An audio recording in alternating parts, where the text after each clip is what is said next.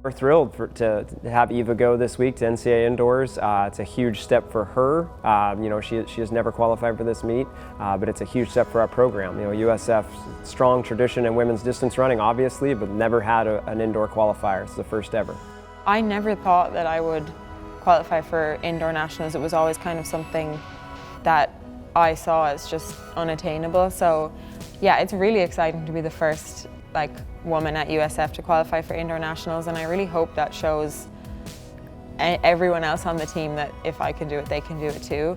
I mean, first off, coming off of cross country, we originally were planning on running a 5K right after cross country to try to get an early qualifier. We knew at that point she'd be able to hit it, but then when she made the senior women's team for Ireland to run European cross country championships, we put that plan on hold, and she went and ran Euros and ran wonderfully, got 17th. I went to Portugal and ran on the senior team, and we got a silver medal, so it was a once-in-a-lifetime kind of experience. So I'm so glad that we decided to do that. Then we kind of just said indoors is what it is. We're going to kind of point the training towards outdoor, and if you end up running fast enough to get in indoors, then that's great.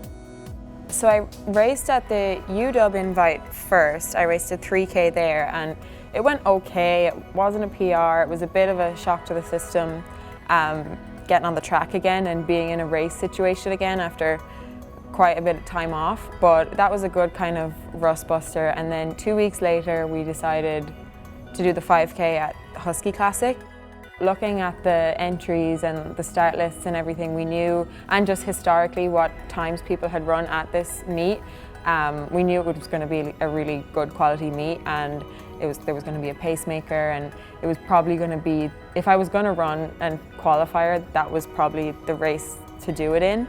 The Husky Classic's a really elite meet, especially the 3K and the 5K. You get in those fastest sections. I mean, I think off the top of my head, I think she was the second collegiate finisher in that meet, or in that race. There's a bunch of professionals in there, but just a really poised effort. The race had a rabbit and it was paced, and she hung back and then moved forward at the right time and was really assertive over the last 2,000 meters. And I think she applied a lot of the same things she showed during cross-country season to the last third of that race.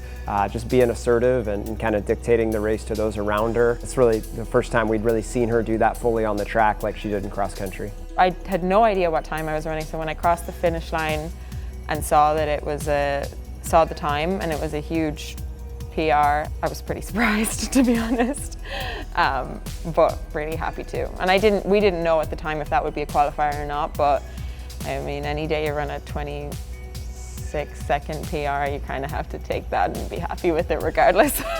The NCAA indoor meet is brutally hard to qualify for. You're talking about the top 16 only. It's much harder to get there than it is to get the outdoor meet, which is difficult enough in itself. So it's a really, really high level, competition.